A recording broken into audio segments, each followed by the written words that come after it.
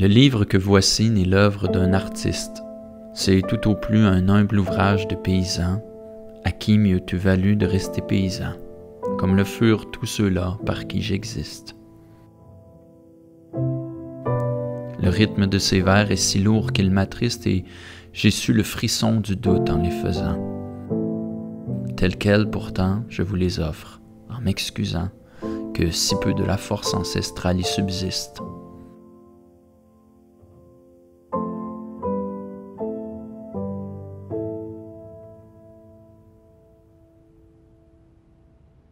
Le nom d'Alfred Desrochers, il est partout sur le territoire. On voit des écoles, on voit des rues, même le prix littéraire en Estrie s'appelle le prix Alfred Desrochers, il est partout.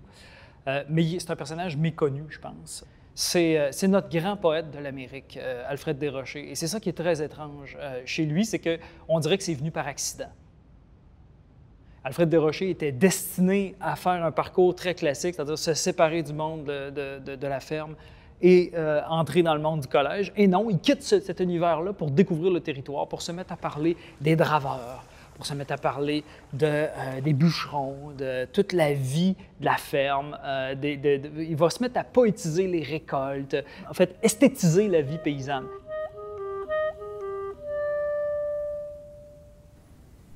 Les bûcherons lassés sont revenus au camp et se lavent, à même un demi-tonneau sale, qui, près de la chaudière à boire et la timbale, juche sur un trépied verdâtre et trébuchant. Malgré l'ampleur du crépuscule coruscant, l'ombre jusqu'à mi-corps dans la pièce s'étale, où la clarté du soir pénètre horizontale par l'unique fenêtre oblongue du couchant. Et parmi l'assemblée aux gestes économes, des senteurs de sapin et de fèves au lard se mêlent au relent âcre qui sourd des hommes.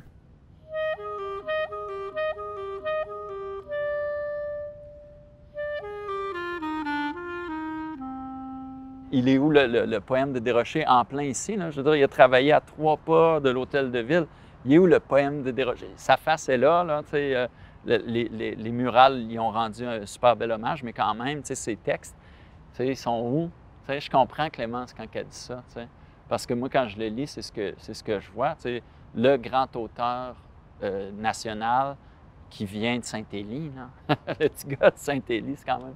Ouais, bien. Il n'y a pas un poème que j'ai fait qui ne l'a pas touché, mais il n'y a aucun poème que j'ai fait qui l'a fait brailler, mon père. Mais un soir, à Pont-Brillant, je ne sais pas d'où est-ce que ça sortait, mais j'avais mémorisé ce poème-là. Puis pendant que mon père vidait la vaisselle, du lave-vaisselle, je disais, hey, Père, je vais te lire un texte, je pense qu'il peut te parler. Puis c'était ce poème-là. Puis je le vois encore dans ma tête, le ramasser sa vaisselle puis pleurer, tu comprends? Mon père, c'est une armoire à glace, c'est un vrai de vrai bûcheron, tu comprends? Puis là, lui qui est là, puis qui braille, puis qui ne sait pas gérer le torrent qui s'en vient. Tu sais, je ne l'ai jamais fait pleurer, mon père, à part quand je faisais des conneries, là, tu sais. Je sentais là, les astres qui se connectent, puis qu'il y a une raison pourquoi que je fais de la poésie, là. Je suis un fils déchu de race surhumaine, race de violents, de forts, de hasardeux. Et j'ai le mal du pays neuf que je tiens d'eux, quand viennent les jours gris que septembre me ramène. Tout le passé brutal de ces coureurs des bois, chasseurs, trappeurs, scieurs de longs flotteurs de cages, marchands, aventuriers et travailleurs à gages, m'ordonne d'émigrer par en haut pour 5 mois. Et je rêve d'aller comme allaient les ancêtres. J'entends pleurer en moi les grands espaces blancs qu'ils parcouraient, nimbés de souffles d'ouragan. Et j'aborde comme eux la contrainte des maîtres. Quand s'abattait sur eux l'orage des fléaux, ils maudissaient le val, ils maudissaient la plaine, ils maudissaient les loups qui les privaient de laine. Leur malédiction engourdissait leurs mots. Mais quand le souvenir de l'épouse lointaine secouait brusquement les sites devant eux, du revers de leurs manches, ils s'essuyaient les yeux et leur bouche entonnait « À la claire fontaine ». Ils l'ont si bien redite à l'écho des forêts Cette chanson naïve où le rossignol chante sur la plus haute branche, une chanson touchante, qu'elle se mêle à mes échos les plus secrets. Si je courbe le dos sous d'invisibles charges, dans l'âcre brouhaha des départs oppressants, et si devant l'obstacle ou bien le lien je sens le frisson batailleur qui crispait leurs poings larges, si d'eux qui n'ont jamais connu le désespoir, qui sont morts en rêvant d'asservir la nature, je tiens ce maladif instinct de l'aventure dont je suis quelquefois tout envoûté le soir. Par nos ans sans vigueur, je suis comme le hêtre dont la sève a tari sans qu'il soit dépouillé. Et c'est de désir mort que je suis enfeuillé quand je rêve d'aller comme allait mon ancêtre. Mais les mots indistincts que profère ma voix sont encore un roseau, une source, un branchage, un chêne, un rossignol parmi le clair feuillage.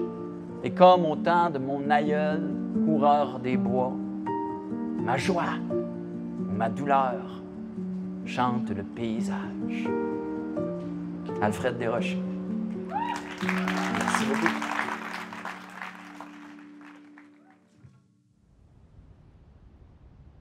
Chez Desrochers, il y a quelque chose d'un mythe profond du Québec, je dirais même de l'âme québécoise. Il y a un mensonge à provenir d'Europe. Il va se rendre compte que c'est beaucoup plus vivant, beaucoup plus proche des gens de parler du territoire, de parler du monde paysan et surtout des Amérindiens. Et c'est ce qui est très drôle. Il s'est inventé lui-même une origine amérindienne. On sait aujourd'hui que c'est faux. Mais c'est très intéressant parce que ça dit à quel point il se sent étranger. En quelques années, là, il va devenir étranger à la tradition qui lui a appris à versifier, à faire des vers et à penser. Donc, il se rapproche beaucoup plus des Amérindiens, puis surtout des coureurs des bois. C'est une espèce de mensonge pieux, hein? C'est une espèce de mensonge typiquement québécois. C'est une façon, en fait, de s'ancrer dans le territoire d'ici. C'est comme une greffe de mémoire, je dirais. Hein? Il prend une mémoire qui n'est pas la sienne, puis il se l'incorpore pour devenir un écrivain d'ici. Mon trisaïeul, coureur des bois, vit une sauvagesse un soir. Tous deux étaient d'un sang qui n'aime qu'une fois, et ceux qui sont nés d'elle ont jusqu'au désespoir l'horreur de la consigne et le mépris des lois. Ils ont aussi les muscles plats, l'insouciance du danger, le goût du ton criard et de fougueux ébats, leur fils parmi les blancs velus et graves. J'ai le teint huileux, la barbe rare et le front bas. Et par les soirs silencieux, quand je parais aller rêvant de chimères d'aventure sous d'autres cieux, j'écoute en moi rugir la voix d'un continent que dans la nuit des temps habitaient mes aïeux.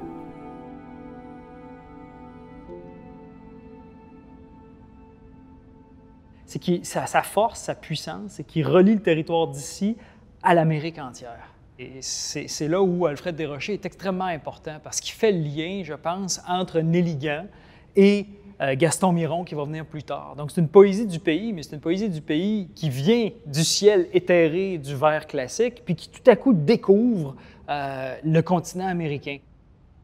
Il arrive un moment où on découvre que finalement le Canada français s'enracine dans quelque chose de peut-être plus puissant que ce qu'on croyait. Et donc c'est là où il fait vraiment la jonction entre le Canada français et le Québec moderne sur tous les plans. L'héritage d'Alfred Desrochers, c'est surtout la manière de montrer que l'histoire d'ici, que les gens d'ici sont des sujets dignes de l'art. C'est surtout ça, l'intérêt de Desrochers. Et c'est ça qui fait qu'au fond, on s'inscrit tous dans sa lignée. Tous et toutes, on a une certaine part de Desrochers en nous.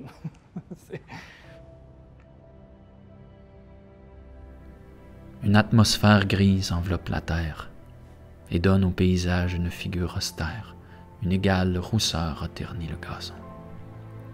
Dans le brouillard lointain, échancrant l'horizon, les grands monts en ce jour lourd et sombre d'octobre ont l'air de rois déchus qui meurent dans l'opprobre.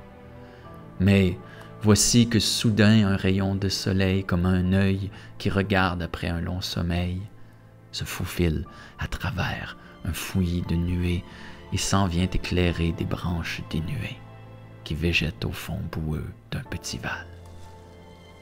L'existence ressemble à ce jour automnal. La joie et le bonheur, soleil des cieux intimes, ne réchauffent souvent que des vallons infimes, tandis que tout autour il est de fiers sommets où leur chaude clarté ne se pose jamais.